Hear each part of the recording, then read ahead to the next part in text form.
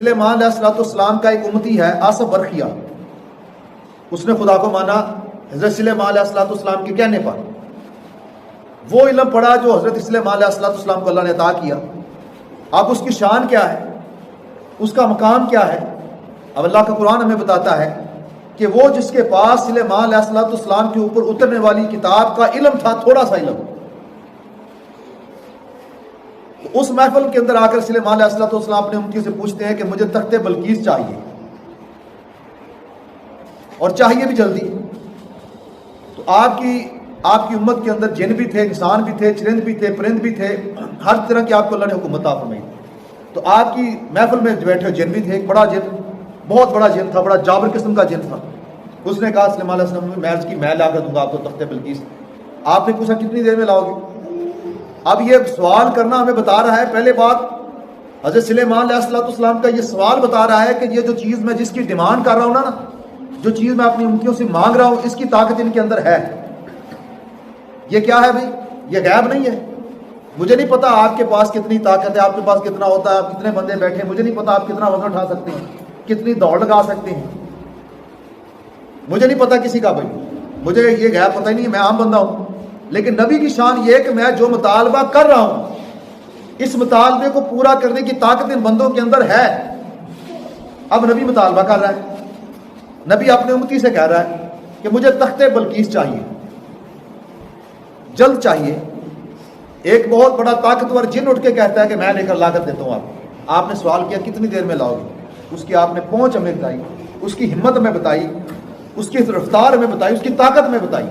یہ اللہ کا قرآن بتاتا ہے ہمیں کہ اس طاقت، اس جن نے کہا کہ یا سلیمان علیہ السلام اس اپنی آپ کی جو محفل ہے نا، اس کو برخاست ہونے سے پہلے پہلے میں تخت لے آؤں گا۔ اب وہ محفل کب تک چلتی تھی، وہ دربار کب تک لگتا تھا؟ بعض کا خیال ہے کہ چاش تک لگتا تھا، صبح 9 سے لے کر چاش تک، یا بعض کا خیال ہے صبح 10-11 سے لے کر زور تک، یعنی 2-3 گھنٹے تک آپ کا دربار شریف لگتا تھا۔ وہ جو محفل لگتی تھی 2-3-4 گھنٹے سے زیادہ نہیں تھی۔ اس جن نے اب کہا کہ میں اتنی دیر میں لے کے آ سکتا ہوں۔ اب آپ کو پتا تھا یہ جو کہہ رہا ہے نا جی، یہ کر بھی سکتا ہے، لیکن یہ ابھی میرے معیار پہ نہیں ہے، اور آپ یہ بھی جانتے تھے کہ میرے معیار پر بھی کوئی شخص ہے اس محفل کے اندر جو میری اس ڈیمانڈ کو پوری کر سکتا ہے۔ اب یہ بات غیب کی ہے، یہ سلیمان علیہ السلام جانتے ہیں یا جس بندے کو اللہ نے طاقت دی ہے وہ جانتا ہے، تیسرا بندہ نہیں جانتا کوئی، اور اس بندے نے بتایا نہیں سلیمان علیہ السلام کو میرے اندر اتنی طاقت ہے۔ آپ جانتے ہیں کہ جو رب موئے نبی کو اتنی طاقت دے سکتا ہے، تو میرے پاس بیٹھنے والے، اس کتاب کا علم حاصل کرنے والے کو بھی اللہ اتنی طاقت دے سکتا ہے۔ اور تخت کے بارے میں آپ سنتے رہتے ہیں کہ کتنی دور تھا، ہزاروں میل دور تھا، بعض میں 1500 میل دور جانے کا، 1500 میل آنے کا راستہ تھا، اتنی دور تخت، اور تخت کتنا بڑا تھا، بہت لمبا۔ بات فرماتے ہیں کہ جناب میلوں کے حساب سے وہ لمبا تھا، بہت اونچا تھا، ہزاروں کے حساب سے اس کے اوپر کرسیاں لگتی تھی، جس کے اوپر صاحب رائے لوگ بیٹھتے تھے، بڑے بڑے اس کے دانشور لوگ بیٹھتے تھے، اس کے ساتھ بیٹھ کر مشیر وزیر بیٹھتے تھے، جن بھی ہوتے تھے، انسان بھی ہوتے تھے، جس میں بیٹھ کر سب وہ اپنی ساری نا، وہ ملکہ بلقیس ساری اپنی جو نا وہ کرتی تھی، کاروائی کرتی تھی۔ تو ایسے کرسیاں لگی ہوئی تھی آگے فرنٹ لائن پہ، جناب اول بندے والے، دوسرے والے، تیسرے والے، ہر طرح کے، ہر کیٹیگری کے بندے اس میں بیٹھتے تھے۔ بہت اونچا تھا زمین سے، بہت بڑا تھا، ہزاروں کے حساب سے اس کے اوپر کرسیاں لگتی تھیں۔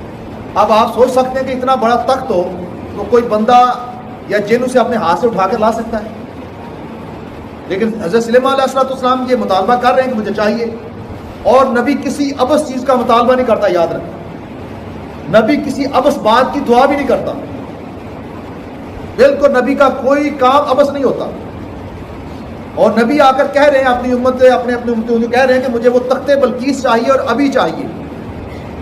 جن کہہ بھی رہا ہے کہ میں لاتا ہوں، 2-3 گھنٹے کے اندر اندر لے کر آپ کے پاس آ جاتا ہوں، آپ فرماتے نہیں مجھے جلدی چاہیے۔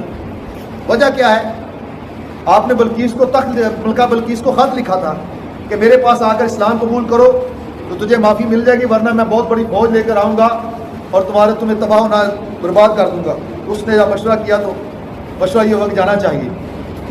تو وہ ملکہ بلقیس جو تھی وہ اپنے حواریوں کے ساتھ، اپنے خادموں کے ساتھ آ رہی تھی اور قریب پہنچ گئی تھی، بالکل قریب پہنچ گئی تھی۔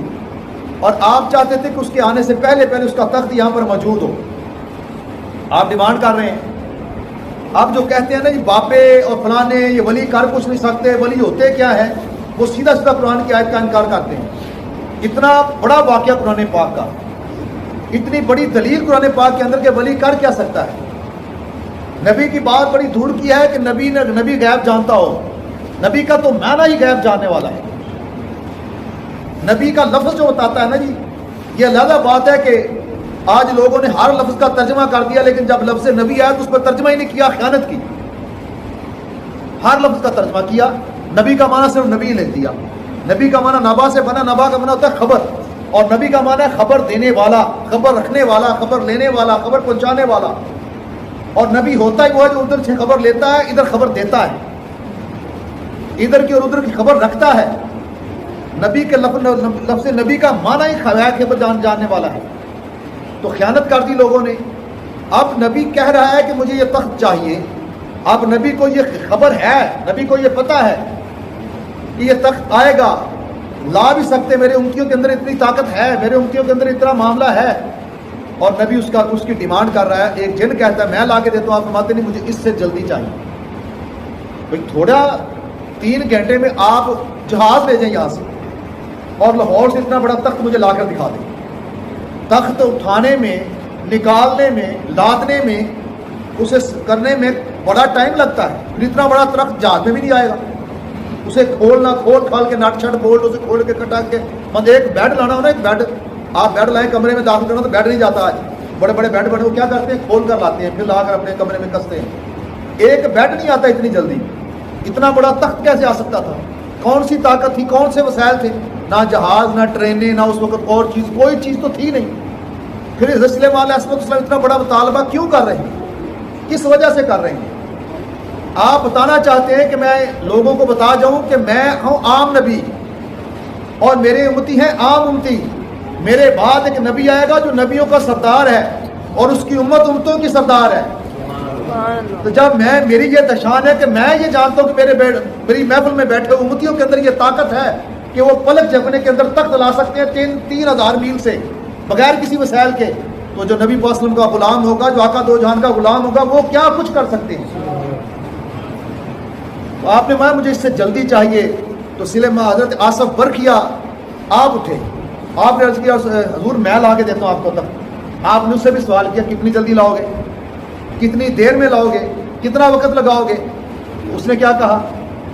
نے کہا جی دیر کوئی نہیں, کوئی ٹائم نہیں ہے, آپ کی آنکھ جھپکنے سے پہلے تخت آ جائے گا. اور پھر تخت آ بھی گیا. آگے قرآن خاموش نہیں ہو گیا کہ نہیں بس اتنی بات کیا خاموش ہو گیا. میں تخت آ گیا اور آنکھ جھپکنے سے پہلے سامنے موجود تھا. اور جب سلیمان علیہ السلام نے دیکھا تو ذالک فضل اللہ یؤتی من یشاء, یہ میرے رب کا فضل ہے جسے چاہتا ہے عطا کر دیتا ہے. سبحان اللہ. اب وہ تخت کیسے آیا, کون سے وسیلے سے آیا, کون سے ذریعے سے آیا, ما فوق الاسباب آیا کہ سبب سے آیا, یہ آپ فیصلہ کر لیں. یہ قرآن خود بتا رہا ہے کہ وہ آصف برکھیا کہیں گیا نہیں. آصف برکھیا اس محفل سے اٹھا بھی نہیں, کوئی گھوڑا آپ نے نہیں جناب لیا, کوئی جہاز پہ آپ سوار نہیں ہوئے, وہیں پر بیٹھے بیٹھے آپ نے تخت لا کر سلیمان علیہ السلام کی بارگاہ میں پیش کر دیا. آپ نے آنکھ جب کر دیکھی تو تخت زمین سے نمودار ہو گیا, زمین کے اوپر تخت پڑا ہوا تھا. اور آپ نے دیکھ کر یہ اللہ کا فضل ہے جسے اللہ چاہے عطا کر دیتا. تو بھائی یہ قاعدہ ہمارے پاس آ گیا. جو آج نیٹوں پہ بیٹھ کے بک بک کرتے ہیں بابے کی کر لیں, بابے کو کیا پتا بابوں نے کیا کیا ہے. تو بابے وہ کر سکتے ہیں جو کوئی بھی نہیں کر سکتا. ہاں وہ مقال سن رہا تھا کہ وہ بابا ایک